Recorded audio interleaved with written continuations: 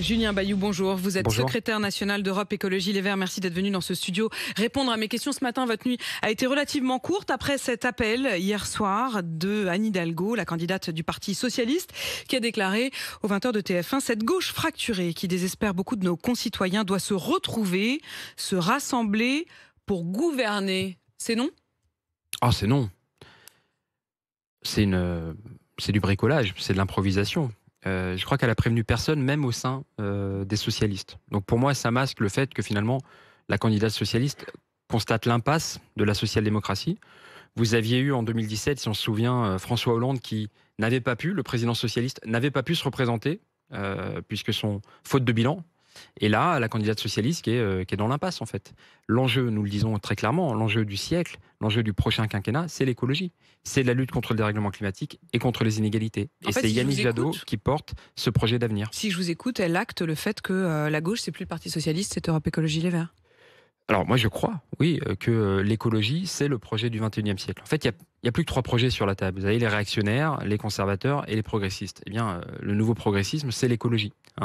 C'est passé, présent, avenir, si vous voulez. Passé, fantasmé d'ailleurs, de l'extrême droite, qui voudrait qu'on revienne à l'Algérie française, les femmes à la maison, le spectre de la guerre civile.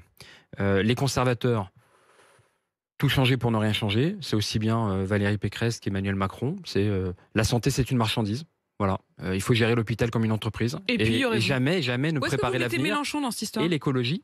Toutes les familles, c'est intéressant. Vous voyez, toutes les familles tournent autour un peu de ça. Vous avez la droite qui ne savait pas très bien si elle préférait De Gaulle ou Pétain. Une confusion absolue. Mais Julien Bayou, je vous repose la question.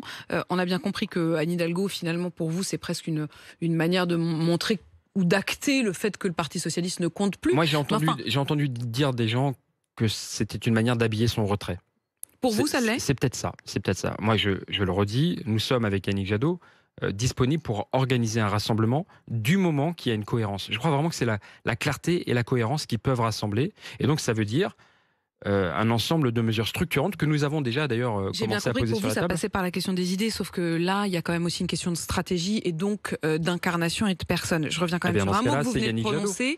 Vous dites « j'entends certaines personnes ». C'est une manière de pas complètement vous mouiller vous, mais est-ce que oui ou non, vous considérez qu'au fond la déclaration d'Anne Hidalgo hier, c'est une manière de se retirer, mais en ayant l'air de dire j'ai tenté le tout pour le tout? Oui, c'est ça, c'est de l'improvisation, c'est du bricolage, c'est du rafistolage. Voilà, c'est un coup tactique pour masquer une impasse stratégique. Voilà. Donc c'est une impasse. Si elle se retire, est-ce qu'elle peut venir vous rejoindre? Du moment que nous pouvons nous mettre d'accord sur quelques grandes mesures. Vous savez, moi je crois vraiment... On n'a pas besoin de plus petits dénominateurs communs aujourd'hui. On a besoin de mesures ambitieuses. Pour lutter contre le dérèglement climatique, il ne faut pas le plus petit dénominateur commun entre quelqu'un qui veut avancer et quelqu'un qui ne sait pas.